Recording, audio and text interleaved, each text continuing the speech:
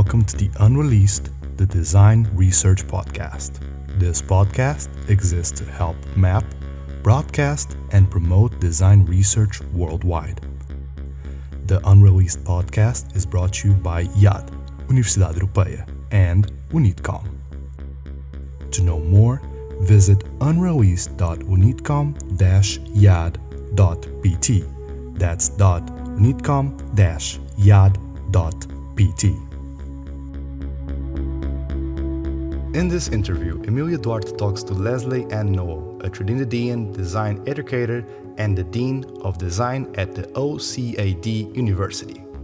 Leslie is also the co-chair of the Pluriversal Design Special Interest Group of the Design Research Society and a member of the Convening Committee of the Education Special Interest Group.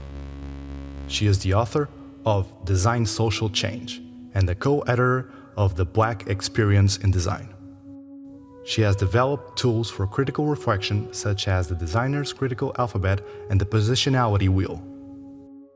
In this episode, Lesley-Ann Noel shares a global journey and perspective on design as a tool for social equity. She discusses her research in public health, education, social innovation, and epistemic justice. Leslie reflects on the political changes of addressing uncomfortable topics in design education. She also highlights emerging opportunities for interdisciplinary and pedagogical research. How are we creating space for multiple narratives and multiple stories in design? Here is Emília Duarte and Lesley-Ann Noel. So, hello, Leslie. Thank you so much for being here with us today in our episode from Design Research Podcast, the Unreleased Design Research Podcast. And I would like to ask you to start, just to tell us a few words about you, let us know a little bit about your past experience, whatever, Yes. so our audience could just get to know you a little bit better. Okay, thank you. Well, firstly, thank you for the invitation. I'm looking forward to our conversation. And so I'm Leslie, right? Lesley-Ann Noel.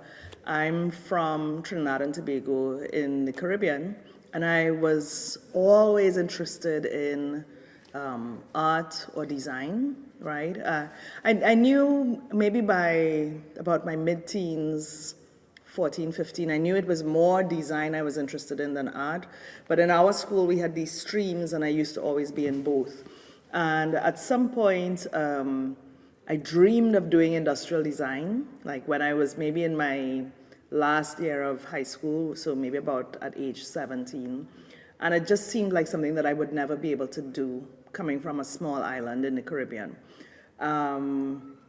I'm going to give you a long story. So, right, I wanted to study design, and there were no design university programs in Trinidad when I wanted to study. I could have done fine art, but I didn't want to do that. And my parents gave me an ultimatum or a challenge, where they said, you can study anywhere in the world if we don't have to pay for it. And that's a good challenge to give a young person, because this was pre-internet, so I went to every single embassy in Port of Spain, Trinidad, where I'm from, and I found out about all these different types of scholarship opportunities all around the world. And that's actually how I ended up in Brazil. And I went to Brazil first to do fine arts, which is a bit of a funny story, because how I ended up in fine art is I didn't speak Portuguese yet. And I saw artes plásticas, and I said, well, plastic must be design. So that's how I ended up in this fine art program. And then after I realized it was the wrong program, and then I transferred into a graphic design program. And that also was the wrong program for me, and I transferred again. And then when I transferred, let's say the third time, I never actually started the fine art program because I changed immediately. But when I transferred for the third time then, I transferred into an industrial design program in Curitiba. And so that's the base of my design career. I did undergrad in Brazil, in Curitiba. I spent about 6 years in all in Brazil. And I'll say that that has transformed my life, right? After that, I did a master's in business administration because, again, they weren't really masters in design at that time, or it wasn't very common. And then I did a PhD in design at North Carolina State University. And today I'm the Dean of Design at OCAD University in Toronto. And, you know, sometimes I look back and I think, oh, what a weird path all over the world, because I've worked in a lot of different countries, you know, short stays, long stays.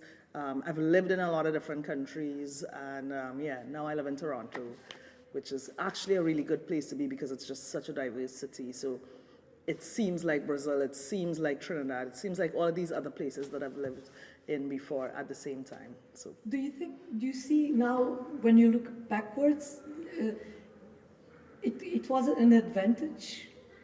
So having this diverse, kind of path? Yeah.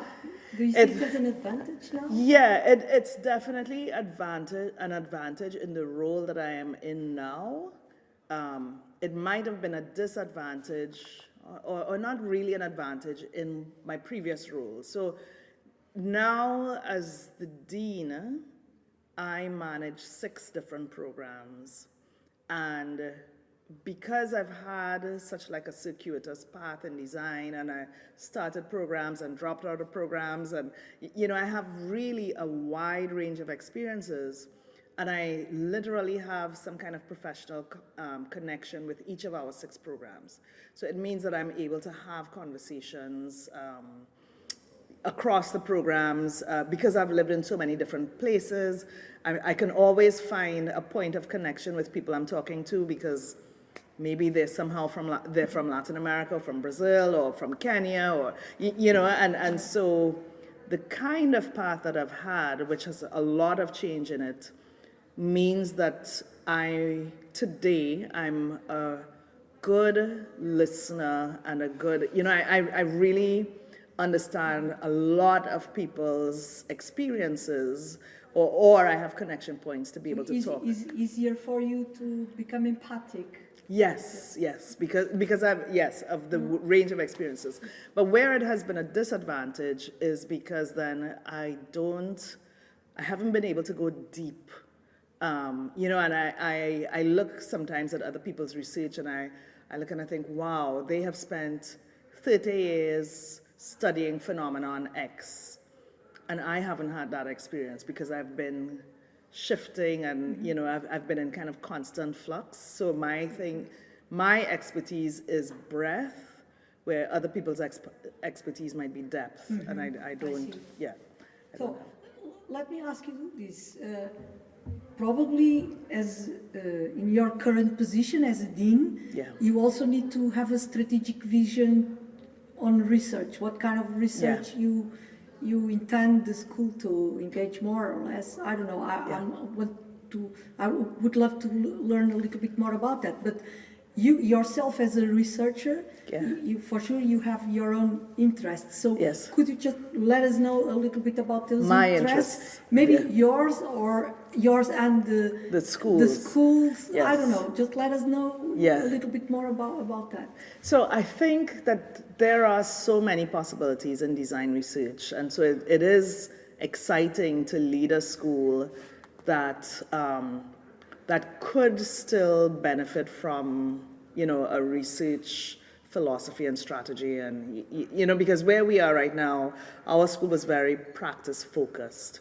And so now I can really play a big role in determining our research path and direction. So my personal research has been maybe process focused.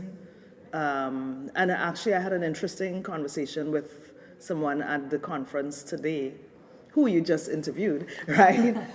Where we were talking about how industrial designers, eventually we focus on process, because that's where our expertise is, because we change our materials all the time, but we think about this process. And so my work is process focused, and I have been doing work that's very equity centered.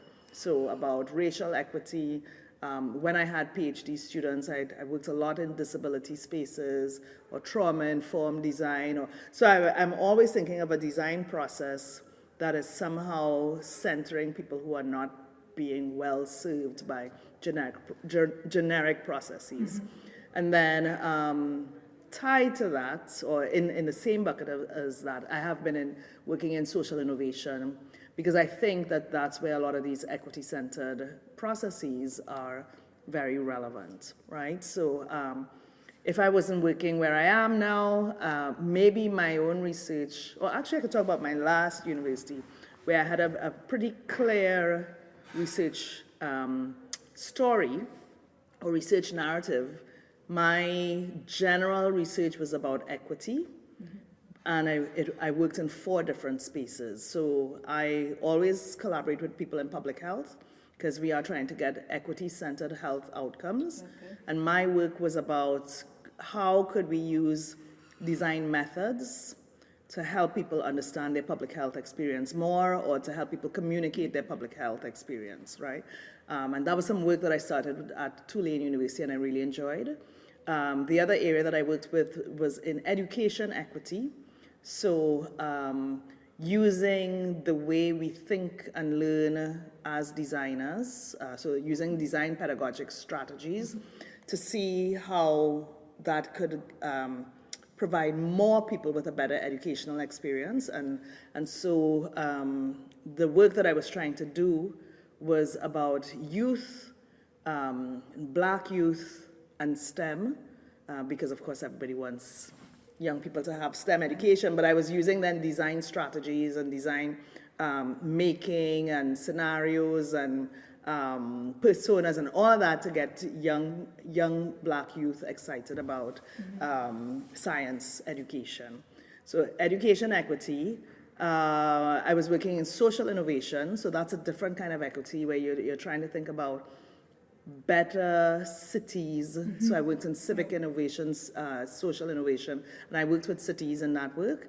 And then the last area, which some people know me for, is epistemic equity, where I ask questions about who gets to design, why do these people get to say that they design and other people don't, and really, this is the work that that I have been doing in the DRS.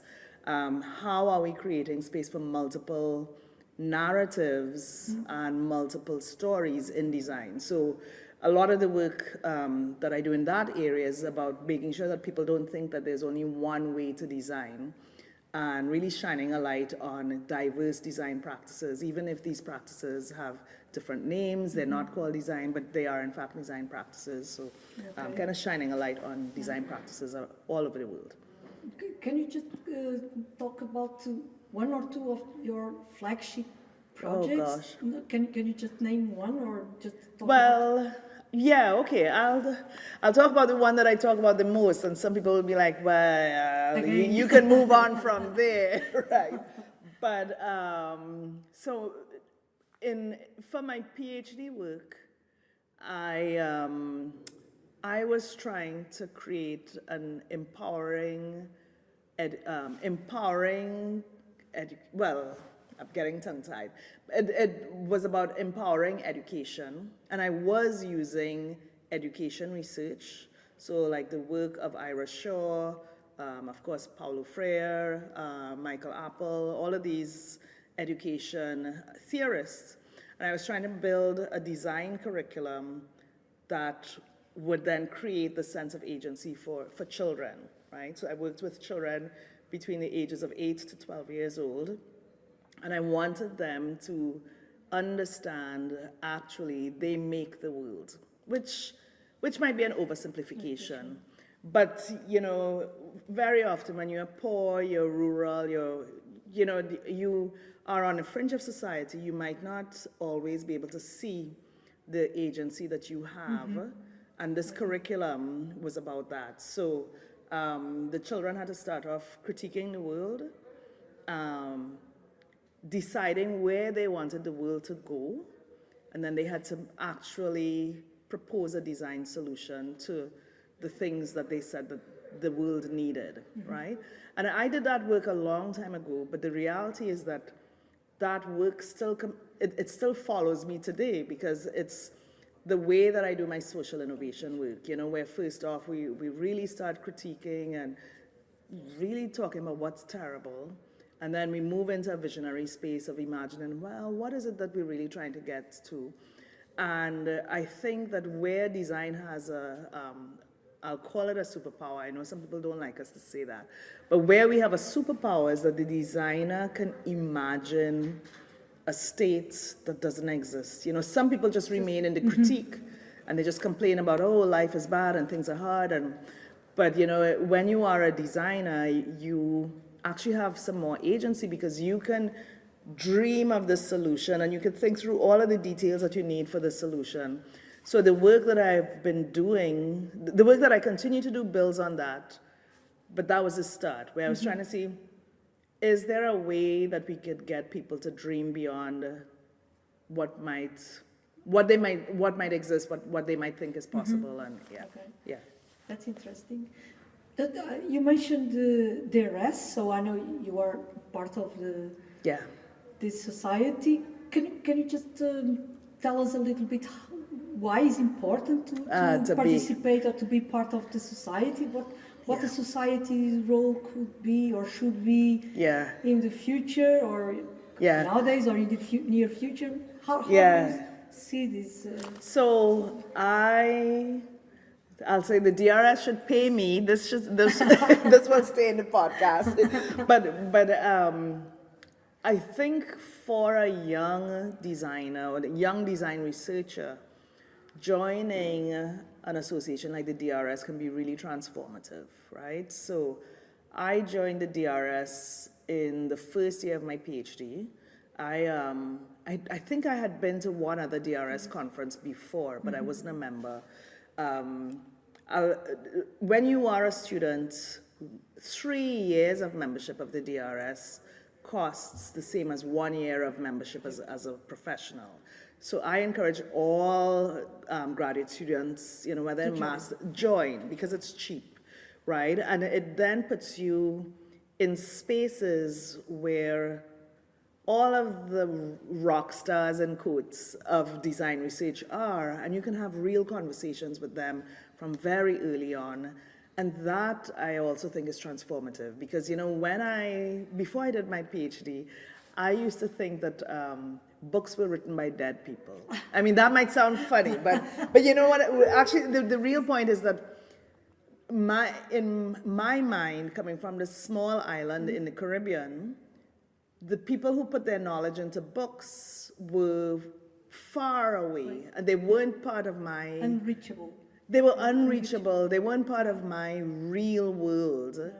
And then, it's not only the DRS. There are other spaces that kind of open my eyes to, the people who write books are actually ordinary people, like me and you, right? And it's really that you have an idea that is interesting or significant, and you put it down and, it somehow gets into a book, right?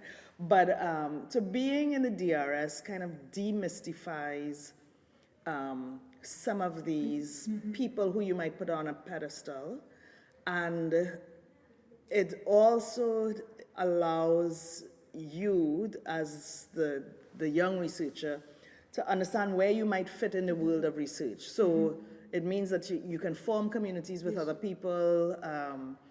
When I joined the DRS, I felt like a little out of place in my PhD program, and then I just found people who were thinking in similar ways in the DRS. I got help from external people to my university to plan my PhD path. Somebody at the first conference that I went to, they sat with me and we had a beer and they mapped out what my PhD path should have been. And, so I've been happy with this. I was happy with the support I got at my university, but I got even more support from people that I met at different DRS events, right? And then the other thing that's good about the DRS is that it's a flexible organization. So where you see gaps, you can create a group to address that gap. So I co-created the Pluriversal Design Special Interest Group with a friend of mine who also we might have both have recently finished our PhDs when we created this group. And we just felt that people in the DRS weren't talking about these many narratives and multiple voices in design. And we created a proposal and created a group. And, you know, so now it's like maybe about 8 years later, I feel that these ideas that we built the group on, which were fringe back in 2017, 2018, they have become mainstream. And I can tell myself, actually, myself, you know, and my colleague Renata, we are the people then who made these ideas mainstream. Not the only people, obviously, but I mean, we made that work happen. And so that is another way that it is transformative, because young researchers have very often the luxury of time that they can see. They have time to think about the change that we need, and so they're the perfect ones to be creating new special interest groups and new conferences, new ideas, you know, within an organization like the DRS, and then it's very easy to build community around it. So, yes, everybody should join the DRS. Yes, okay, thank you. Let's grab that interest on pluriverse design or like equity that you mentioned, and let me ask you, well, this, okay, I'm going to enter in politics, so feel free if you don't want to reply me, just feel free, but okay, the thing is, these topics are under attack these days. Yes. We live in a world that is becoming more extremist, more, you know, there's a fragmented fabric, right? And so the society is more engaged in confrontations and less in dialogues. So is this a challenge for you? Or are you, for instance, afraid of talk freely about this, or that doesn't happen? Or you never experienced these kind of pressures? No, or this is a challenge so for you? Or what's your opinion? I have been afraid of talking about some of the issues that I want to talk about. And there was a time that I was really fearless, right? And I just said, okay, I'm going to do this work and I push forward. So like, let's say between 2018 and maybe 2021, 22, I was more fearless, right? And I just talked about all of the gaps, because actually I was kind of invisible in design. And so as an almost invisible person, you can just talk, right? And so I just did that, right? And then 2021, I inherited somebody else's course, which was a course about race. And the rationale was, okay, you are good at teaching about these topics, about history and social studies and you know, current affairs, and so this becomes your course. I was terrified to take on this course because I thought, oh my God, I'm a Black woman and almost an immigrant, not really an immigrant. I was a person on a visa, and I was teaching in a conservative state in the United States, and I just felt that now I am suddenly visible in a way that I didn't want to be. But actually, I taught that course for 3 years, and I loved it, right? I expanded the content from race, and I added all of the isms, so gender, disability, the course was about oppressions, you know, and actually I was building on the work of my colleagues in the Design and Oppression Network in Brazil, and I said, okay, this course is going to be about learning to see oppression so that you can be a better designer. Loved the course, some of the content of that course and the PhD study that I talked about. Both of those areas of content are in the book Design Social Change, right? I became more and more afraid of talking, kind of like the more visible I became. And I'll have to say that I am happy that today I work in Canada, where we haven't removed social justice from our mission in Canada, you know, and that this social justice mission is front and center in all of the work that we do at the university that I am. That said, you know, so now I'm in administration. So it's like, as time goes by, I am put into more and more and more spaces of fear, you know, because you're right, we have changed the way that I think people can talk about issues, and we have, in fact, less dialogue. And actually, I think we need much more conversations about these issues to get to a better place. I think we will only get to a worse place by removing these conversations from the work that we do.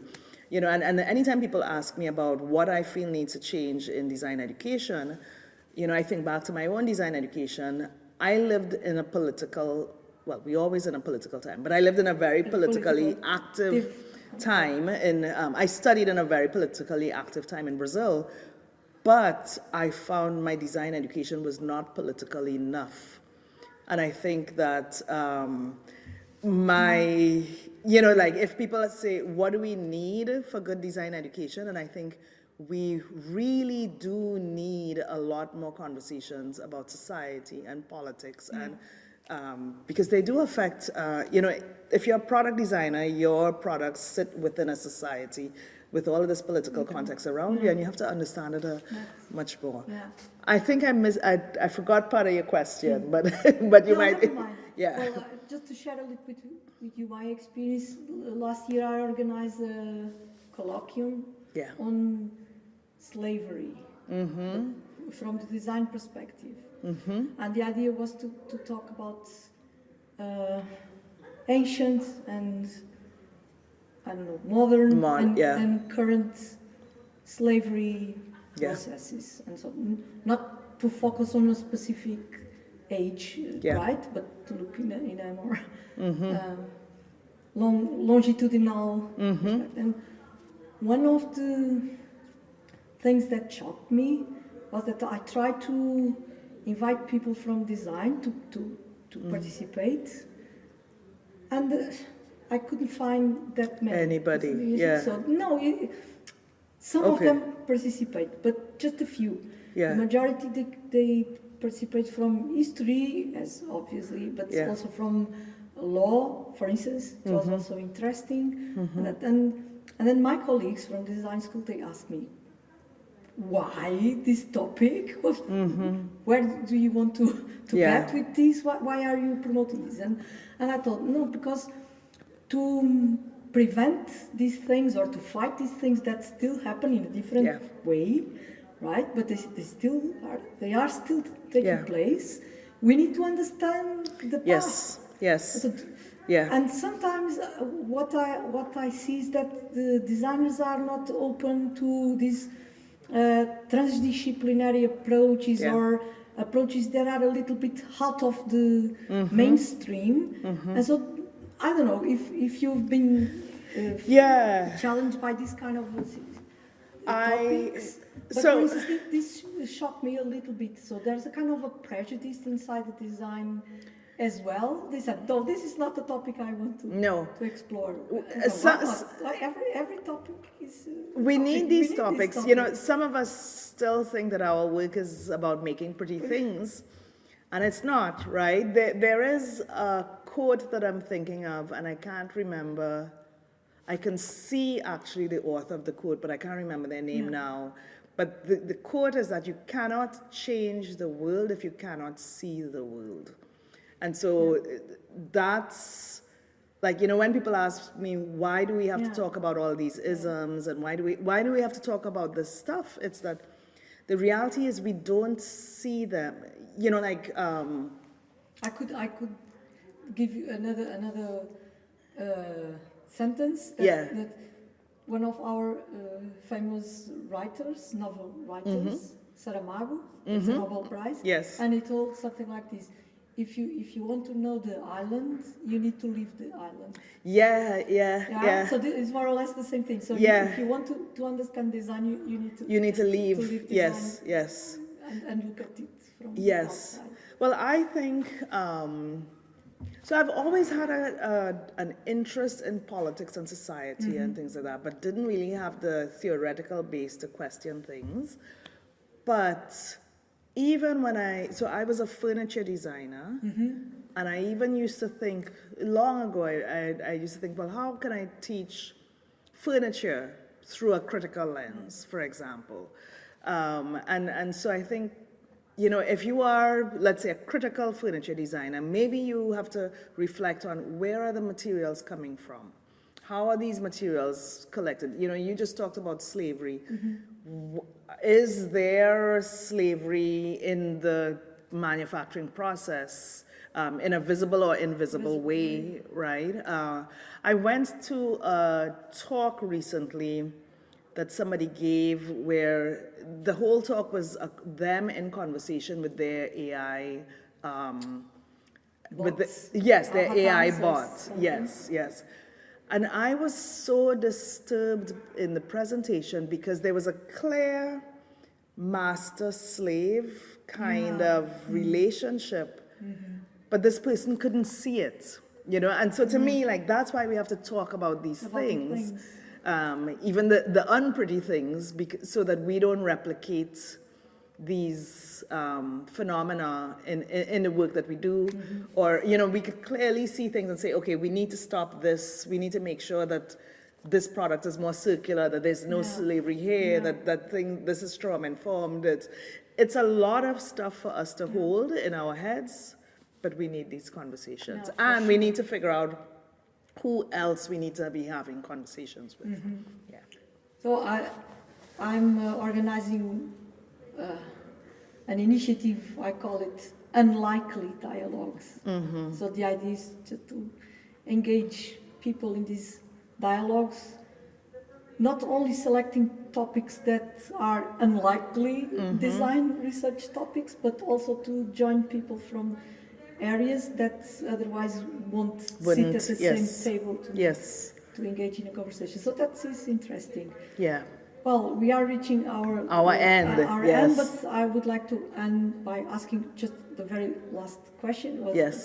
Could you just list some of the hot topics or emergent topics that you would suggest people engaging now in the PhD courses or research initiatives?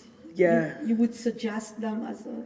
Okay, so before I suggest them, I'm going to come back to the unlikely topics. Because sometimes that's where the question is, right? I joined a public health research team by chance. Because I did a design thinking workshop for researchers across my university, and someone who was from public health who came to the workshop said, these methods were very engaging. I think we can apply them in public health. And then I joined the team. A week later, I was on a $150,000 grant. Wow. And so, it's important for people to see that sometimes the research topic comes out of an unlikely kind of encounter. So I would encourage people to have conversations with other researchers across the university. And, I actually like speed dating with, not real speed dating, but I like when researchers do a bit of speed dating and try to think about how would they combine their research interests into a new form of research. And I encourage people to do that all the time, right? I think that there are a lot of education opportunities in education. We're talking at an education context, but I think that I'd love to see much more research, or this is my interest, right? How do we use design pedagogy and design teaching and learning strategies for other things, right? Or, and some people don't like that, but I've always thought it's interesting. Like, I'm a tactile, visual learner, but I'm also interested in chemistry and physics and biology, and I just never had teaching strategies that worked for me. And so I think that there are some opportunities in education that we could be exploring some more. I think that there are always infinite opportunities in health and public health, right? I'm really talking about my own research when I'm suggesting research to people, I suppose, right? I definitely think that there is much more research that could be done on what is design that we might not be calling design. So like I have some colleagues, some Indian colleagues, for example, who are exploring Jugaad, which is a hacking kind of mentality in India, and they're looking at it now through a design lens, and so I think that there are some studies around design thinking strategies that might be invisible to a design world that is more driven by the Bauhaus and more traditional framings of design. And let me see what else is there. I think the possibilities are infinite, but I think always health, education, social innovation, and epistemic questions. These are actually the questions that I'm interested in. And I think that there are some opportunities for people in these areas. Okay. Yeah. Yes. So I really appreciate this conversation. I really enjoyed the conversation. I thank you so much for your kindness and your availability. And thank you. I hope we can listen from you more. Yeah, so I'm a talker. We can do this again. I'll sit for 3 hours and talk. Nobody needs to listen to 3 hours of me. That's just fine. So thank you so much. Thank you. And we'll see Yes. each other soon. Thank you. Yes, Bye-bye. thank you. Thank you so much.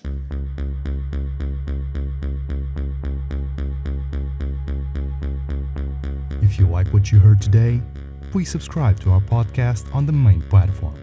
For more information about the Unreleased podcast, go to unrelease.unidcom-iade.pt.